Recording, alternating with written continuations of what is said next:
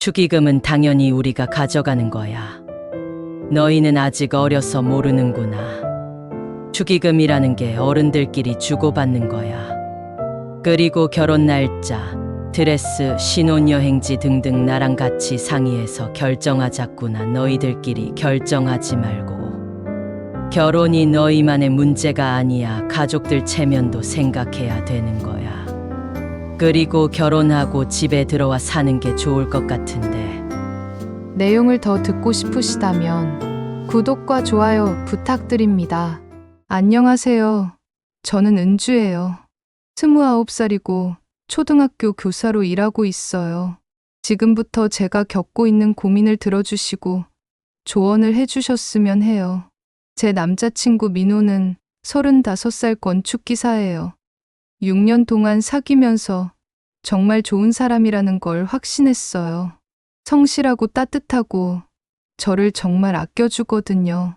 그래서 결혼을 결정했고 지금 준비 중이에요. 문제는 민호의 새어머니 정순 씨예요. 민호 아버지가 재혼하신 분인데 처음 만났을 때부터 뭔가 어색했어요. 그래도 저는 나이가 어리니까 예의를 지켜야겠다고 생각했어요. 그런데 결혼 준비를 시작하고 얼마 안 됐을 때 정말 충격적인 일이 일어났어요. 정순 씨가 예비 며느리가 와서 반찬 맛을 봐야지라면서 직접 만든 반찬들을 내오셨어요. 저는 정말 감사한 마음으로 받아서 먹었어요. 김치찌개, 된장찌개, 나물 반찬들, 정성이 느껴진다며 맛있게 먹었죠. 그런데 집에 돌아간 지 2시간 만에 배가 아프기 시작했어요. 처음에는 체한 건가 싶었는데 점점 더 심해지더라고요. 설사의 구토까지 시작됐어요. 민호가 급히 병원으로 데려갔고 의사 선생님이 말씀하시기를 음식에 탈이 난 것 같다고 하시더라고요. 여름이라 음식이 상하기 쉬운 시기였거든요. 어머님께 말씀드려야겠어요. 혹시 다른 분들도 드셨으면 큰일 날 뻔했네요. 저도 그렇게 생각했어요. 그래서 민호가 어머니께 연락을 드렸어요. 상한 음식을 드셨을 수도 있으니 확인해 보시라고요. 그런데 어머니의 반응이 정말 의외였어요. 그래. 나는 괜찮은데? 이게 전부였어요. 사과는커녕 걱정하는 기색도 없었어요. 어머니, 은주가 응급실까지 갔어요. 혹시 냉장고 보관이... 아, 그럼 은주가 배가 약한가 보네. 나는 멀쩡한데. 저는 정말 어이가 없었어요. 제가 예민하게 받아들이는 건가 싶어서 참았지만 마음이 정말 상했어요. 사람이 응급실에 갔는데 미안하다는 말 한마디 없다니요. 민호는 어머니가 원래 표현을 잘 안 하시는 분이야. 마음은 있으실 거야 라고 위로해 줬지만 저는 뭔가 이상하다는 생각이 들기 시작했어요. 그 후로도 비슷한 일들이 계속 생겼어요. 작은 일들이지만 하나씩 쌓일 때마다 저는 고민이 깊어졌어요. 이게 정상적인 건지, 제가 너무 예민한 건지, 그때는 몰랐어요. 이게 시작에 불과하다는 걸요. 결혼은 여자 집이 더 책임져야 하는 일이야. 시어머니가 갑자기 이런 말을 꺼냈을 때 저는 귀를 의심했어요. 응급실 사건 이후 1달쯤 지났을 때였어요. 양가 부모님이 처음으로 만나는 자리였거든요. 분위기는 나쁘지 않았어요.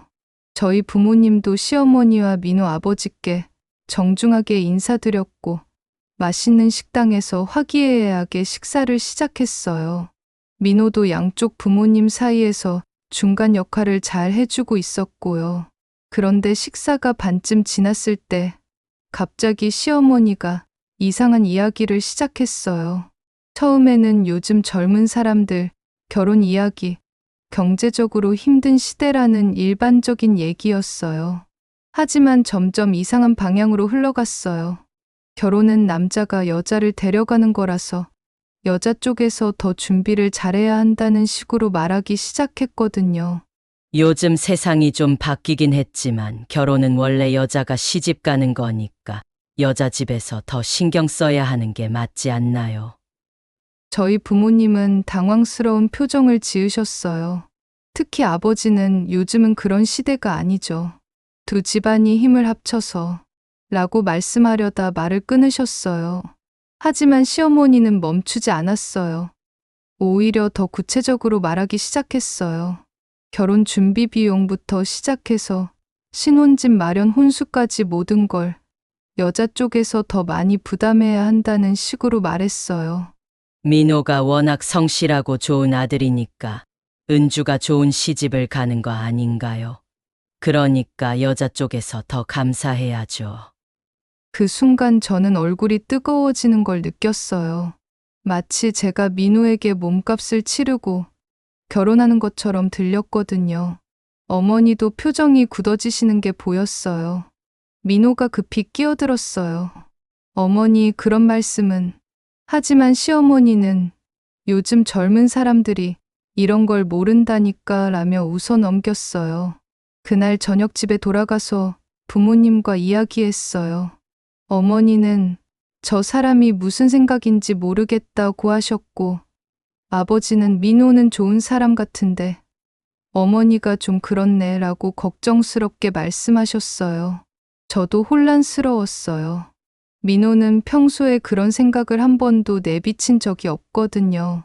오히려 우리가 함께 만들어가는 거야 라고 늘 말했었는데 어머니는 왜 이렇게 다른 생각을 하시는 걸까요? 며칠 후 민호와 단둘이 만났을 때 조심스럽게 물어봤어요. 민호야, 너도 어머니처럼 생각해? 무슨 소리야? 나는 우리가 동등하게 결혼한다고 생각하는데 어머니가 좀 옛날 사고방식이셔. 민호의 대답은 다행이었지만 뭔가 찜찜한 기분이 들었어요. 어머니와 아들의 생각이 이렇게 다를 수 있을까? 그리고 결혼 후에는 누구 편을 들게 될까? 시어머니의 그 말이 계속 머릿속에서 맴돌았어요. 결혼은 여자 집이 더 책임져야 하는 일이라니. 정말 그런 건가요? 저는 점점 더 불안해졌어요. 왜 내 허락도 없이 결정했느냐? 시어머니의 날카로운 목소리에 저는 머릿속이 하얘졌어요. 예식장 예약을 끝내고 기쁜 마음으로 민호와 함께 알려드렸는데 돌아온 건 이런 반응이었어요. 민호와 저는 한 달 동안 정말 열심히 예식장을 알아봤어요. 주말마다 여러 곳을 다니면서 비교해보고 예산도 맞춰보고 날짜도 확인했어요. 드디어 마음에 드는 곳을 찾아서 예약금까지 넣었거든요. 예식장은 정말 예뻤어요. 강남에 있는 곳은 아니었지만 분위기도 좋고 음식도 맛있고 무엇보다 저희 예산에 딱 맞았어요. 민호도 여기가 제일 좋은 것 같아 라고 했고 저도 만족했어요. 그래서 기쁜 마음으로 양가 부모님께 알려드렸어요. 저희 부모님은 잘 골랐네, 사진으로 봐도 예쁘다고 좋아하셨어요. 하지만 시어머니의 반응은 완전히 달랐어요. 전화로 예식장 이름을 들려드리자마자 거기가 어디야? 처음 들어보는데 라고 하시더니 왜 나한테 미리 말하지 않고 정했냐며 화를 내기 시작했어요. 어머니 저희가 직접 알아보는 게 좋을 것 같아서. 무슨 소리야? 결혼식은 우리 집안 체면이 달린 일인데 왜 마음대로 정해? 저는 당황스러웠어요. 저희가 결혼하는 건데 왜 시어머니 허락을 받아야 하는 건지 이해가 안 됐어요. 게다가 예식장이 나쁜 곳도 아니고 깔끔하고 좋은 곳이었는데요. 시어머니는 계속해서 불만을 쏟아냈어요. 내가 아는 예식장도 있는데 왜 그런 곳을 골랐냐? 우리 친척들이 오기 불편한 위치다. 음식이 맛없기로 유명한 곳이다 등등. 사실 시어머니가 말하는 예식장은 저희 예산의 2배나 되는 곳이었어요. 민호 월급으로는 절대 감당할 수 없는 금액이었죠. 그런 말씀은 안 하시면서 계속 트집을 잡으시는 거예요. 결국 민호가 어머니 다시 알아볼게요 라고 했어요. 저는 정말 속상했어요. 한 달 동안 발품 팔아가며 찾은 곳인데 이렇게 쉽게 포기해도 되는 건가요? 민호야, 우리가 이렇게 힘들게 찾은 곳인데. 저는 조심스럽게 말했어요. 하지만 민호는 어머니가 너무 속상해 하시니까 다른 곳도 알아보자. 어차피 아직 시간 있잖아 라고 했어요. 결국 저희는 예약을 취소했어요. 예약금은 다행히 돌려받았지만 마음의 상처는 쉽게 아물지 않았어요. 그 후로 시어머니가 추천하는 예식장들을 보러 다녔어요. 하지만 모두 저희 예산을 훨씬 초과하는 곳들이었어요. 이 정도는 해줘야 체면이 서지라고 하시면서 계속 비싼 곳들만 추천하셨어요. 더 충격적인 건 웨딩드레스 일이었어요. 저는 조용히 혼자서 드레스샵에 가서 마음에 드는 드레스를 골랐어요. 너무 예쁘고 가격도 적당했거든요.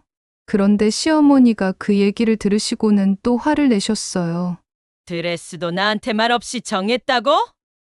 제가 입을 드레스인데 저는 작은 목소리로 말했어요. 결혼식은 혼자 하는 게 아니야. 왜 이렇게 마음대로들 하는 거야? 결국 그 드레스도 취소하게 됐어요. 시어머니가 직접 고른 드레스샵에 가서 다시 골라야 했어요. 물론 가격은 제가 고른 것보다 훨씬 비쌌고요. 그날 밤 저는 민호에게 물었어요. 우리 결혼인데 왜 어머니 허락을 다 받아야 해? 은주야, 조금만 참아줘. 어머니가 워낙 꼼꼼하신 분이셔서 결혼식만 끝나면 괜찮아질 거야. 하지만 저는 의문이 들었어요. 정말 결혼식만 끝나면 괜찮아질까요? 아니면 앞으로도 계속 이런 식일까요? 축의금은 당연히 우리가 가져가는 거야. 우리 친척들이 낸 건데. 시어머니의 이 말에 저는 입이 다물어지지 않았어요. 결혼 준비가 막바지에 이른 시점에서 경제적인 문제들을 정리하던 중이었거든요. 저희 부모님은 정말 많은 도움을 주셨어요. 신혼집 전세금의 절반을 지원해 주셨고, 결혼식 비용도 상당 부분 부담해 주신다고 하셨어요. 저도 교사로 일하면서 6년 동안 꼬박꼬박 모은 돈이 있었고요. 그런데 시어머니 쪽에서는 경제적 지원에 대한 얘기가 전혀 없었어요. 오히려 요즘 신혼부부들은 스스로 알아서 해야지라고 하시면서 방관하고 계셨어요. 그러다가 갑자기 축의금 얘기를 꺼내신 거예요. 결혼식 당일 받을 축의금을 어떻게 처리할지 논의하는 자리에서였어요. 축의금은 보통 신혼부부가 가져가는 게 아닌가요? 저는 조심스럽게 물어봤어요. 무슨 소리야? 우리 친척들이 낸 돈인데 왜 너희가 가져가? 저는 어이가 없었어요. 저희 쪽 친척들이 낸 축의금도 있는데 어떻게 일방적으로 이런 말씀을 하실 수 있는 건지. 민호가 끼어들어서 어머니 보통은 신혼부부가 하려고 했는데 시어머니가 단호하게 말했어요. 민호야, 너는 아직 어려서 모르는구나. 축의금이라는 게 어른들끼리 주고받는 거야. 나중에 그 사람들 결혼식 갈 때 우리가 또 줘야 하는 거고. 그럼 저희 쪽 친척들이 낸 축의금은 어떻게 되는 건가요? 저는 정말 궁금했지만 차마 말하기 어려웠어요. 더 황당한 건 시어머니의 생활 패턴이었어요. 평소에 고급 승용차를 타고 다니시고 명품 가방과 옷을 즐겨 입으시거든요. 얼마 전에는 새로 나온 명품 시계를 사셨다고 자랑하기도 하셨어요. 그런 분이 신혼부부인 저희에게는 일체 도움을 주지 않으면서 축의금까지 가져가겠다고 하시니 정말 이해가 안 됐어요. 어머니, 그럼 저희는 결혼 준비비랑 신혼집 마련을 다 혼자 해야 하는 건가요? 저는 용기를 내서 물어봤어요. 그럼 누가 해줘? 결혼하겠다고 한 사람들이 알아서 해야지. 하지만 축의금은 본인들이 가져가겠다는 거예요. 정말 앞뒤가 안 맞는 얘기였어요. 그날 밤 저는 부모님께 전화를 드렸어요. 어머니는 그런 사람이 어디 있냐며 기가 막혀 하셨고, 아버지는 민호네 집 형편이 어려운 모양이구나 라고 걱정하셨어요. 하지만 제가 보기에는 형편이 어려운 게 아니었어요. 시어머니는 계속 비싼 물건들을 사고 계셨거든요. 단지 저희에게는 돈을 쓰기 싫어하시는 것 같았어요. 며칠 후 민호와 이 문제에 대해 진지하게 얘기했어요. 민호야, 이런 식으로 결혼하면 앞으로도 계속 이럴 것 같은데. 민호는 한참 고민하더니 말했어요. 은주야, 어머니가 좀 까다로우신 건 맞는데 나도 어떻게 해야 할지 모르겠어. 그냥 우리끼리 알아서 하면 안 될까? 결국 저희는 축의금 없이 모든 걸 해결해야 하는 상황이 됐어요. 다행히 저희 부모님이 많이 도와주셔서 가능한 일이었지만 마음은 정말 무거웠어요. 저는 점점 확신이 서기 시작했어요. 이 결혼이 정말 옳은 선택인지에 대해서요. 민호는 좋은 사람이지만 어머니와의 관계에서는 완전히 무력해 보였어요. 결혼 후에도 계속 이런 식이라면 과연 제가 행복할 수 있을까요? 은주야, 너는 우리 가족이 될 사람인데 왜 이렇게 이기적이야? 시어머니의 이 말에 저는 정말 충격을 받았어요. 결혼식을 2달 앞둔 시점에서 마지막으로 남은 세부 사항들을 조율하던 중이었거든요. 문제는 결혼식 하객 명단이었어요. 저희는 간소하게 하고 싶었어요. 가까운 가족과 친구들만 초대해서 100명 정도로 생각하고 있었거든요. 요즘 추세도 그렇고 경제적으로도 부담이 적으니까요. 하지만 시어머니는 전혀 다른 생각이었어요. 우리 친척들도 많고 아버지 회사 사람들도 불러야 하고 하시면서 200명이 넘는 명단을 들고 오셨어요. 어머니, 저희가 감당하기엔 너무 많은 것 같아요. 저는 조심스럽게 말했어요. 결혼식이 장난이야? 우리 집안 체면이 달린 일인데. 그러면서 시어머니는 더 충격적인 말을 했어요. 하객이 많아지면 예식장도 더 큰 곳으로 바꿔야 하고 음식도 더 좋은 걸로 해야 한다는 거예요. 당연히 비용은 저희가 부담해야 하고요. 그럼 비용은 어떻게 해요? 저희 예산으로는. 그러니까 처음부터 제대로 준비했어야지. 이제 와서 돈 얘기하면 어떻게 해? 저는 정말 어이가 없었어요. 처음부터 예산을 정해놓고 그에 맞춰 준비했는데 갑자기 규모를 2배로 늘리라고 하시면서 돈 얘기하지 말라니요. 더 답답한 건 민호의 태도였어요. 어머니와 저 사이에서 눈치만 보고 계시는 거예요. 어머니 말씀도 맞고 은주 말도 맞고 이런 식으로 애매하게 넘어가려고만 했어요. 민호야, 내 생각은 어떤데? 우리 결혼인데. 저는 직접적으로 물어봤어요. 민호는 한참 고민하더니 어머니 체면도 생각해야 하니까 조금 더 늘려보자고 했어요. 결국 어머니 편을 든 거였어요. 그날 밤 저는 정말 많은 생각을 했어요. 이게 과연 제 결혼인가? 아니면 시어머니를 위한 행사인가? 결혼 준비를 시작한 지 6개월 동안 제가 원했던 건 하나도 제대로 된 게 없었어요. 예식장, 드레스, 하객수, 심지어 메뉴까지 모든 걸 시어머니의 기준에 맞춰야 했어요. 그리고 민호는 한 번도 제 편을 들어준 적이 없었어요. 항상 어머니를 이해해달라, 조금만 참아달라는 말뿐이었어요. 며칠 후 저는 친한 언니에게 고민을 털어놨어요. 언니는 은주야, 이건 정상이 아니야. 결혼 전부터 이런데 결혼 후에는 어떻게 될 것 같아? 라고 말했어요. 언니 말이 맞았어요. 지금도 이런데 결혼해서 정말 가족이 되면 어떻게 될까요? 시어머니는 더 많은 걸 요구할 테고 민호는 여전히 어머니 편만 들 테고 그때 시어머니가 또 다른 폭탄을 터뜨렸어요.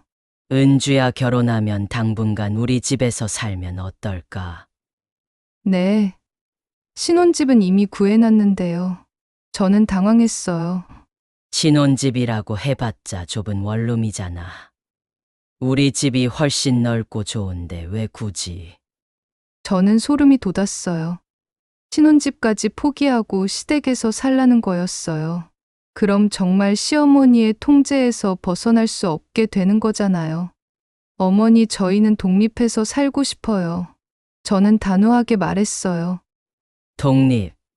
우리가 뭐 나쁜 사람이야. 가족인데 왜 독립을 해? 그 순간 저는 깨달았어요. 시어머니에게 저는 가족이 아니라 통제 대상이었다는 걸요.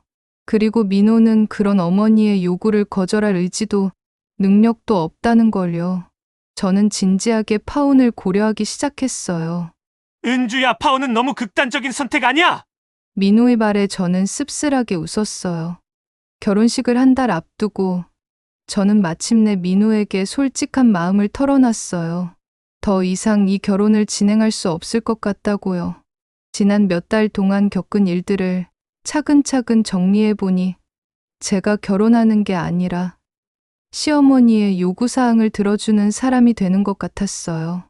제 의견은 하나도 반영되지 않았고 민호는 한 번도 제 편을 들어주지 않았거든요. 민호야, 나는 정순 어머니와 결혼하는 게 아니라 너와 결혼하는 건데 왜 모든 결정을 어머니가 하는 거야? 저는 차분히 물어봤어요. 민호는 한참 고민하더니 대답했어요. 어머니가 조금 까다로우신 건 맞지만 결혼하면 나아질 거야. 지금은 결혼 준비 때문에 예민하신 거고. 하지만 저는 더 이상 그런 말을 믿을 수 없었어요. 상한 음식 사건부터 시작해서 축의금 문제, 신혼집 거주 강요까지 이게 단순히 결혼 준비 때문에 예민해서 벌어진 일들일까요? 민호야, 솔직히 말해줘. 어머니와 내가 의견이 다를 때 너는 누구 편을 들 거야? 저는 직접적으로 물어봤어요. 민호는 대답하지 못했어요. 아니, 대답할 수 없었던 것 같아요. 그 침묵이 모든 걸 말해주고 있었거든요. 저는 이 6개월 동안 정말 많은 걸 배웠어요. 결혼은 단순히 두 사람이 사랑해서 하는 게 아니라 그 가족이 만나는 일이라는 것을요. 그리고 그 과정에서 존중받지 못한다면 행복한 결혼 생활은 불가능하다는 것도요. 저는 29살이에요. 아직 젊고 다시 시작할 수 있어요.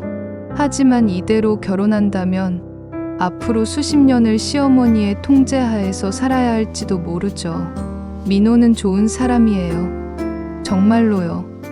하지만 좋은 사람이라고 해서 좋은 남편이 될 수 있는 건 아니더라고요. 특히 어머니와 아내 사이에서 중심을 잡지 못하는 사람이라면요. 제가 만약 이대로 결혼한다면 신혼집에서도 시어머니의 간섭을 받을 거예요. 아이를 낳고 기를 때도 시어머니의 방식을 강요당할 거예요. 제 의견은 무시되고 항상 참아야 할 거예요. 민호는 여전히 어머니 편만 들 거예요. 반대로 파혼한다면 주변 사람들의 시선과 이야기가 부담스러울 거예요. 결혼 준비에 들인 시간과 돈이 아까울 거예요. 민호와의 6년 연애도 끝나는 거죠. 29살에 다시 새로운 사람을 만나야 해요. 하지만 저는 점점 확신이 서고 있어요. 이 결혼이 저에게 행복을 가져다 주지 않을 거라는 확신이요. 어젯밤에는 시어머니가 또 전화를 하셨어요. 은주야, 신혼여행은 제주도로 가면 어때? 해외는 너무 비싸고. 혼여행까지 정하시려는 거예요. 그 순간 저는 깨달았어요. 이 사람은 절대 변하지 않을 거라는 걸요. 그리고 민호도 어머니에게 맞설 용기가 없다는 걸요. 지금 저는 정말 심각하게 파혼을 고려하고 있어요. 주변 사람들은 결혼식도 다 준비했는데 민호는 좋은 사람인데 라고 하지만 저는 제 인생이 더 중요해요. 여러분이라면 어떻게 하시겠어요? 이런 상황에서도 결혼을 강행해야 할까요?